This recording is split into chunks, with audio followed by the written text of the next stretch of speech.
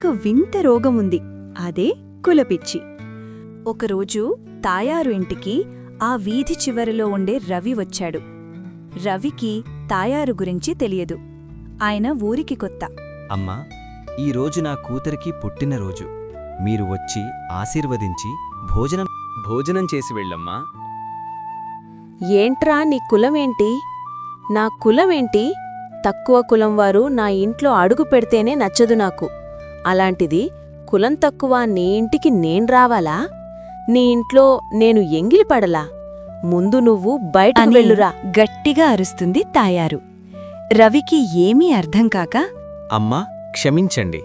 మీకు ఈ రోజుల్లో కూడా ఇలాంటి పట్టింపు ఉందని నాకు తెలీదు అని చెప్పి మనసంతా బాధతో అక్కడి నుండి వెళ్ళిపోతాడు. అలా రోజులు గడుస్తాయి. ఒకరోజు ఉదయం తాయారు పనిమనిషితో ఇలా అంటుంది. ఓసే హేమా, ఇప్పుడు సమయం ఎంతయిందే? ఇప్పుడా నువ్వొచ్చేది? ఈ మధ్య నీకు బాగా సమయం తెలియంలేదు. ఏదో పోనీలే, భర్త మంచివాడు కాదు, పైగా నా కులందానివి అని నీకీ పనిచ్చాను, గుర్తుందిగా?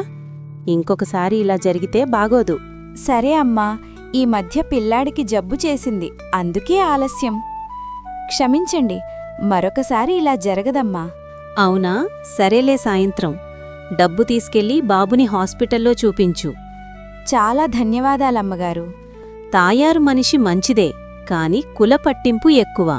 పట్టణంలో ఉన్న సురేష్ తనతో పాటు పనిచేసే చాందిని అనే అమ్మాయిని ప్రేమిస్తున్నాడు. చాందిని చాలా మంచి అమ్మాయి, అందగత్తే. ఆమెకు నాన్న చిన్నప్పుడే మరణించడంతో తల్లి అన్ని తనై పెంచింది.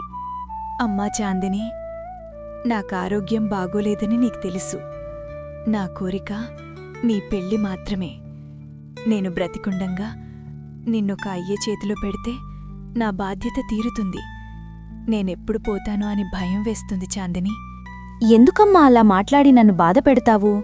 నేన్నీకు ఎప్పట్నుండో చెప్పాలనుకుంటున్నాను. నేను మా కంపెనీలో పనిచేసే సురేష్ అనే అబ్బాయిని ప్రేమిస్తున్నాను. సరే తల్లి, నీ ఇష్టం. నేనందుకు కాదంటాను చెప్పు. అలా ఒకరోజు సురేష్ చాందిని ఇంటికి వెళ్ళి ఇలా అంటాడు. అత్తయ్య, నాకు చాందిని అంతా చెప్పింది. మీరు ఏమాత్రం దిగులు పడవద్దు. నేను చాందినిని బాగా చూసుకుంటాను, పెళ్లి తరువాత కూడా. నాకు ఎలాగూ ఇక్కడ ఉద్యోగం కాబట్టి మీకు తోడుగా ఇక్కడే ఉంటాం. సరే బాబూ, మీ అమ్మానాన్నలని పిలిపించు, మాట్లాడి మీ పెళ్లి చేస్తాం. కానీ అత్తయ్య, మా అమ్మకి కొంచెం కులం పట్టింపులు ఎక్కువ. అందువల్ల మా పెళ్లికి అస్సలు ఒప్పుకోదు. ఇప్పుడు మా అమ్మకి విషయం చెబితే